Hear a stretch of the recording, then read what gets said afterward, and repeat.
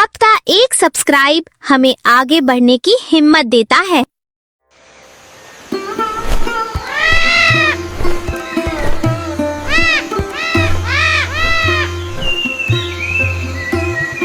कमलपुर गांव के चौराहे पर एक छोटा सा ठेला था। वो ठेला मनोज का था। मनोज पिछले कई सालों से उस ठेले को चला रहा था। वो रोज सुबह जल्दी उठता, बाजार से ताजे आलू लाता और बड़ी मेहनत से पाव भाजी बनाता था। मनोज के हाथों में स्वाद का जादू था, लेकिन किस्मत उसका साथ नहीं दे रही थी। पहले उसके ठेले पर ग्राहकों की लंबी लाइन लगा करती थी, लेकिन अब हालात बदल चुके थे। गांव में 2-3 नए और बड़े होटल खुल रहे थे। उन होटलों की चमक दमक, बड़ी दुकानें और आकर्षक सजावट देखकर लोग वहीं जाने लगे थे। इन नए होटलों के कारण मनोज के ठेले पर ग्राहकों का आना लगभग बंद हो गया था। दिन भर इंतजार करने के बाद भी उसके ठेले पर मुश्किल से कुछ ही ग्राहक आते थे। कई बार तो ऐसा होता कि शाम तक उसके बनाए हुए ज्यादातर पाव भाजी बिक ही नहीं पाते थे। अब उसे समझ नहीं आ रहा था कि वो अपने परिवार का खर्च कैसे चलाए। अरे आज फिर दोपहर के 2 बजे बज गए और अभी तक बोहनी भी नहीं हुई। इतनी सारी पाव भाजी बनाकर रखी है, अगर शाम तक नहीं बिकी तो सब खराब हो जाएगी। घर का किराया देना है, बच्चों के लिए राशन भी लाना है। समझ नहीं आ रहा कि ये सब कैसे चलेगा। लगता है किस्मत भी आजकल मेरा साथ छोड़ चुकी है। तभी गांव का एक जाना माना आदमी, सरपंच साहब का नौकर दिनेश, वहां से गुजर रहा था। उसे देखते ही मनोज की आंखों में उम्मीद की एक किरण जाग उठी। उसने तुरंत आवाज लगाई, अरे दिनेश भैया, जरा सुनो तो, इधर आओ। आज गर्मा गर्म पाव भाजी बनाई है, बैठो, एक प्लेट लगा दूं क्या? नहीं मनोज भैया, अब तुम्हारे इस पुराने ठेले की वही रोज रोज की पाव भाजी खाकर लोग बोर हो गए हैं। सामने जो नया राजमहल नाश्ता कॉर्नर खुला है ना, आजकल गांव के ज्यादातर लोग वहीं जाते हैं। वहां बैठने के लिए बढ़िया कुर्सियां हैं और हर दिन कुछ नया खाने को मिलता है। तुम भी कुछ नया सोचो, कुछ अलग करो, वरना कहीं ऐसा ना हो कि एक दिन तुम्हें अपना ठेला ही बंद करना पड़ जाए। दिनेश की बात सुनकर मनोज का दिल बैठ गया। शाम होने को आई थी, लेकिन पूरा ठेला वैसे का वैसा ही भरा था। मनोज की आंखों में आंसू आ गए। वो सोचने लगा कि अगर यही हाल रहा तो वो भुखमरी की कगार पर आ जाएगा। रात के करीब 8 बजे बज चुके थे। मनोज अपना ठेला बंद करने की तैयारी कर रहा था। वो बची हुई पाव भाजी को देखकर भारी मन से सब समेट रहा था। तभी अचानक एक बुजुर्ग व्यक्ति ठेले के सामने आकर रुक गया। उसके चेहरे पर थकान और भूख साफ दिखाई दे रही थी। उसने मनोज की तरफ देखा और बहुत ही विनम्र आवाज में कहा, बेटा, मेरा नाम हरिया है। मैं पास के शहर से आया हूं। वहां जिस होटल में मैं काम करता था वो बंद हो गया। मेरे पास रहने की कोई जगह नहीं है और सुबह से पेट में एक दाना तक नहीं गया है। क्या मुझे यहाँ कुछ काम मिल सकता है? मैं खाना बहुत अच्छा बना लेता हूँ। अरे चाचा, तुम खुद देख रहे हो कि मेरी खुद की दुकान बंद होने की कगार पर है। दिन भर में एक भी ग्राहक नहीं आया। मैं तुम्हें काम पर रखकर कहां से पैसे दूंगा? तुम कहीं और जाकर काम ढूंढो। मेरे पास तुम्हें देने के लिए कुछ नहीं है। बेटा, मुझे मोटी तनख्वाह नहीं चाहिए। मुझे बस रात को इस ठेले के कोने में सोने की जगह दे दीजिए और 2 वक्त का खाना खिला दीजिए। मैं आपके ठेले का पूरा काम संभाल लूंगा, बर्तन धोने से लेकर खाना बनाने तक।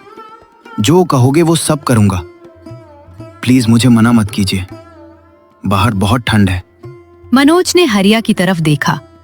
उसकी आंखों में ईमानदारी और लाचारी साफ दिखाई दे रही थी। मनोज का दिल पिघल गया। उसने सोचा कि खाना तो वैसे भी बच ही गया है, इसे फेंकने से अच्छा है कि किसी भूखे का पेट भर जाए। ठीक है चाचा, रो मत। सामने जाकर हाथ मुंह धो लो। ये पाव भाजी बची हुई है, इसे भरपेट खा लो। आज रात यहीं सो जाना, कल सुबह से काम पर लग जाना। लेकिन याद रखना, जब मेरे पास पैसे होंगे मैं तभी तुम्हें कुछ दे पाऊंगा। आपका बहुत बहुत धन्यवाद मनोज भैया। आप मेरे लिए फरिश्ता बनकर आए हैं। मैं आपकी इस भलाई का कर्ज जरूर चुकाऊंगा। कल मैं आपको एक ऐसी चीज बनाकर खिलाऊंगा जो आपने इस पूरे गांव में कभी नहीं खाई होगी। पर मनोज को ये नहीं पता था कि यही हरिया उसके ठेले की किस्मत बदलने वाला है।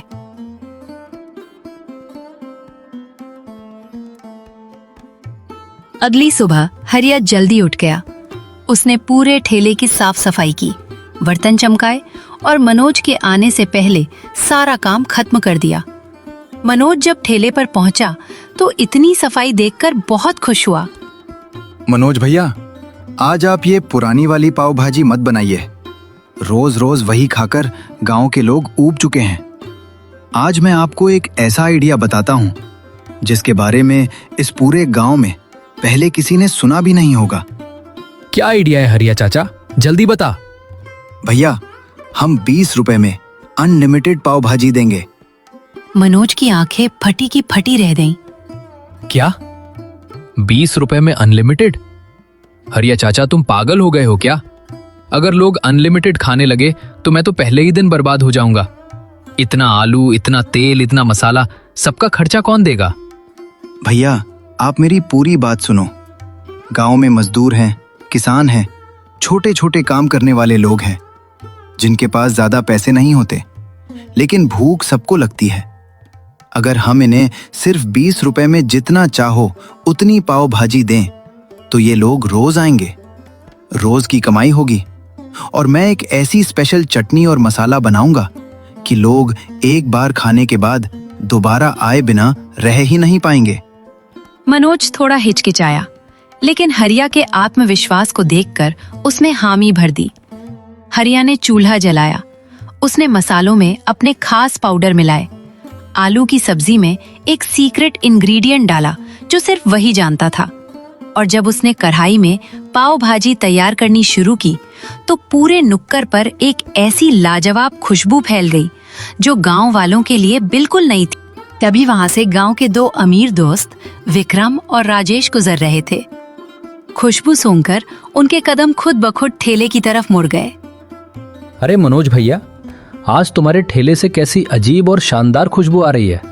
ये क्या बना रहे हो? खुशबू से तो मुंह में पानी आ गया। अरे विक्रम भैया, आइए जरा बैठिए। आज हमारे नए उस्ताद हरिया चाचा ने एक खास चीज बनाई है, 20 रुपए में अनलिमिटेड पाव भाजी। आप लोग एक बार चक्कर देखिए, मजा आ जाएगा। 20 रुपए में अनलिमिटेड? ये तो कमाल है। चलो भाई, एक प्लेट लगाओ, देखे तो सही क्या चीज है। विक्रम और राजेश ने जैसे ही पहला टुकड़ा मुंह में डाला, उनकी आंखें फटी की फटी रह गईं। वाह मनोज भैया वाह, ऐसा स्वाद तो हमने आज तक जिंदगी में नहीं चखा। ये तो सामने वाले राजमहल नाश्ता कॉर्नर से भी 10 गुना बेहतर है। अरे हरिया चाचा, तुम्हारे हाथ में तो जादू है। मनोज, कल से हम अपने सारे दोस्तों को यहीं लेकर आएंगे। ये 20 रुपए अनलिमिटेड वाला आइडिया तो पूरे गांव में तहलका मचा देगा। देखते ही देखते दोपहर तक मनोज के ठेले पर लोगों की भीड़ जुटने लगी। जो लोग मनोज के ठेले को भूल चुके थे, वे अब 20 रुपए में अनलिमिटेड पाव भाजी खाने के लिए लाइनों में खड़े थे। हरिया लगातार चूल्हे पर हाथ चला रहा था और मनोज काउंटर पर बैठा नोट बटोर रहा था। कुछ ही हफ्तों में मनोज का ठेला गांव का सबसे मशहूर ठिकाना बन गया। मनोज की सारी लाचारी दूर हो गई थी और उसके पास मोटा पैसा आने लगा था। लेकिन जैसे जैसे पैसा बढ़ा, मनोज के मन में लालच और अहंकार भी बढ़ने लगा। वाह, आज तो रिकॉर्ड तोड़ कमाई हुई है। सारा खेल तो इस 20 रुपए अनलिमिटेड वाले आइडिया का है। लोग इसके दीवाने हो गए हैं। लेकिन इस हरिया को मुझे हर महीने पैसे देने पड़ते हैं। अब तो मैंने भी देख लिया है कि ये पाव भाजी कैसे बनती है। वही मसाला, वही आलू, वही सब्जी। अगर मैं खुद ये बनाने लगूं तो हरिया के पैसे बच जाएंगे और सारा का सारा मुनाफा सिर्फ मेरा होगा। अब मनोज हरिया को निकालने का बहाना ढूंढने लगा था।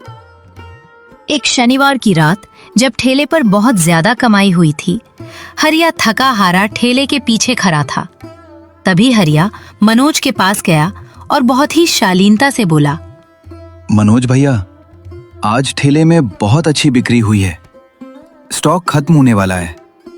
अगर आप कहें तो मैं कल सुबह जल्दी उठकर शहर से ताज़ा मसाले और सामान ले आऊं, ताकि ग्राहकों को कोई कमी ना हो। अब तुम्हें कहीं जाने की कोई जरूरत नहीं है हरिया चाचा। और सुनो, आज के बाद तुम्हें इस ठेले पर आने की भी कोई जरूरत नहीं है।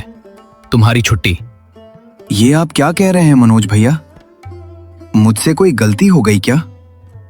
अगर खाने में कोई कमी रह गई हो तो मुझे बताइए, मैं उसे सुधार लूंगा। मुझे काम से मत निकालिए। मेरा इस गांव में आपके अलावा कोई नहीं है। अरे नाटक बंद करो, कोई गलती नहीं हुई है। बात बस इतनी है कि अब मुझे तुम्हारी जरूरत नहीं है।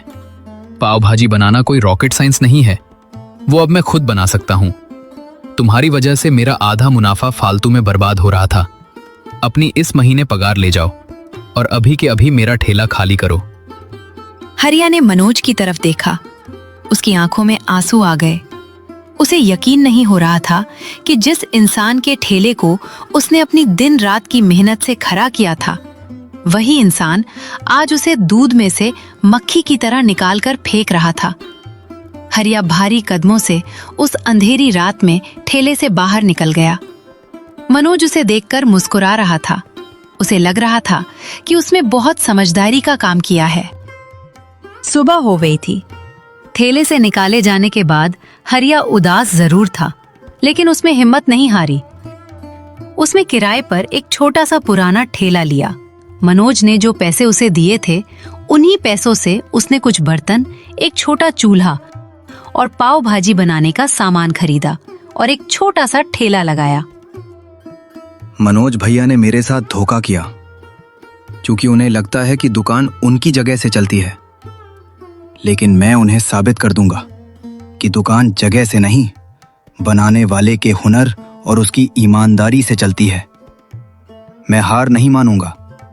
अपनी मेहनत से अपनी नई पहचान बनाऊंगा। शाम के 4 बज चुके थे। हरिया ने अपने ठेले पर पाव भाजी तैयार करनी शुरू की, क्योंकि वो इस डिश का असली उस्ताद था। इसलिए जब उसने अपनी खास सीक्रेट रेसिपी से पाव भाजी में तड़का लगाया, तो उसकी खुशबू पूरे गांव की गलियों में तैरने लगी। लोग खुशबू का पीछा करते हुए पेड़ के नीचे जुटने लगे। अरे हरिया चाचा, तुम यहाँ ठेला लगाकर क्यों बैठे हो? आज मनोज के ठेले पर नहीं जा रहे क्या? भाई साहब, अब से आपको मेरी बनाई हुई असली पाव भाजी इसी ठेले पर मिलेगी। एक बार सेवा का मौका जरूर दें।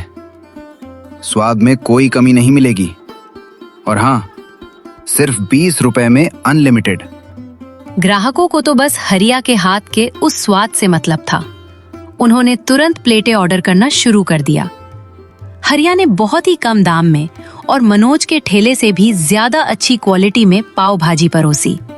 पहले ही दिन शाम ढलते ढलते हरिया के ठेले पर लोगों की भारी भीड़ जमा हो गई। उधर मनोज के ठेले पर शाम होते ही ग्राहकों की भीड़ जुटने लगी थी। मनोज आज बहुत खुश था, क्योंकि आज उसे किसी को मजदूरी नहीं देनी थी और सारा मुनाफा उसका होने वाला था। मनोज बड़े घमंड के साथ चूल्हे के पास जाकर खड़ा हो गया। उसने हरिया की नकल करते हुए पाव भाजी बनाने की कोशिश की। तभी विक्रम और राजेश अपने कुछ दोस्तों के साथ ठेले पर पहुंचे। भाई मनोज, आज हमारे कुछ खास दोस्त शहर से आए हैं। इन्हें भी जरा अपने हाथ की वो जादुई 20 रुपए अनलिमिटेड पाव भाजी खिलाओ। जरा 5 प्लेट गर्मा गर्म लगाओ। अरे विक्रम भैया, जरूर जरूर। मैं तुरंत अपने हाथों से आपके लिए स्पेशल पाव भाजी बना रहा हूं। खाकर उंगलियां चाटते रह जाओगे। मनोज ने बड़े ठाठ से प्लेट सजाई और विक्रम को दे दी। विक्रम के दोस्तों ने बड़ी उम्मीद से पाव का पहला टुकड़ा मुंह में डाला, लेकिन डालते ही उनके चेहरे का रंग उड़ गया। अरे विक्रम, इसी बकवास खाने की तारीफ करते हुए तुम हमें यहाँ लेकर आए थे क्या? ये पाव भाजी है या कच्ची उबली हुई सब्जी? थू, पूरा पूड़ खराब कर दिया। वो विक्रम भैया, हरिया को तो मैंने काम से निकाल दिया, लेकिन रुकिए, मैं दूसरी प्लेट सही से बनाकर लाता हूं। रहने दो मनोज, जब असली कारीगर ही नहीं है तो तुम्हारी इस नकली नकल को खाने का कोई फायदा नहीं है। चलो भाई लोग, यहाँ से चलते हैं। विक्रम और उसके दोस्त बिना पैसे दिए गुस्से में वहां से चले गए। मनोज अपने सूने ठेले में परेशान खड़ा था। पूरा गांव मनोज का ठेला छोड़कर हरिया के छोटे से ठेले की तरफ भाग रहा था। वहां इतनी भीड़ थी कि पांव रखने की जगह नहीं थी। ये बुढ़ा हरिया मेरे ग्राहकों को चुरा रहा है। मुझे कुछ ना कुछ ऐसा करना होगा कि इसका ये ठेला हमेशा के लिए बंद हो जाए। वरना मैं बर्बाद हो जाऊंगा। एक शाम जब हरिया का ठेला ग्राहकों से घिरा हुआ था, मनोज चुपके से भीड़ का फायदा उठाकर ठेले के पीछे गया। जब हरिया ग्राहकों को खाना परोसने में व्यस्त था, तब मनोज ने चुपचाप हरिया की हरी चटनी के बर्तन में ढेर सारा नमक और कड़वा तेल मिला दिया। अब आएगा मजा। जब लोग ये कड़वी और खारी पाव भाजी खाएंगे तो थूक देंगे। हरिया का नाम हमेशा के लिए खराब हो जाएगा। मनोज साजिश रचकर पीछे हटा ही था कि तभी गांव के सरपंच साहब अपने आदमियों के साथ वहां पहुंच गए। सरपंच साहब को शहर से आए कुछ मेहमानों के लिए हरिया की मशहूर 20 रुपए अनलिमिटेड पाव भाजी पैक करवानी थी। अरे सरपंच साहब, आप इस छोटे से ठेले पर क्यों आए? चलिए मेरे ठेले पर बैठिए, मैं आपके लिए बढ़िया खाना मंगवाता हूँ। चुप रहो मनोज। पूरे गांव को पता है कि असली स्वाद हरिया चाचा के हाथों में है। और वैसे भी हमारे आदमी ने तुम्हें इनके खाने में कुछ मिलाते हुए देख लिया है। नहीं सरपंच साहब, ये झूठ है। मैं तो बस यहाँ से गुजर रहा था। सरपंच साहब ने तुरंत अपने आदमियों को आदेश दिया कि वे चटनी का बर्तन जांचे। जब एक आदमी ने चटनी को चखा तो वह बेहद कड़वी और खारी निकली। मनोज की चोरी पकड़ी जा चुकी थी। धिक्कार है तुम पर मनोज। पहले तो तुमने इस भले आदमी को धोखा देकर काम से निकाला, और अब इसकी कामयाबी देखकर तुम इसके खाने में मिलावट कर रहे हो, तो हम सब बीमार पड़ जाते। आज से तुम्हारा ये ठेला हमेशा के लिए सील किया जाता है। हरिया चाचा, तुम एक ईमानदार और मेहनती इंसान हो। कल से तुम मनोज के उस बंद ठेले की जगह पर अपना खुद का बड़ा रेस्टोरेंट शुरू करोगे। दुकान का सारा लाइसेंस मैं तुम्हें दिलवाऊंगा।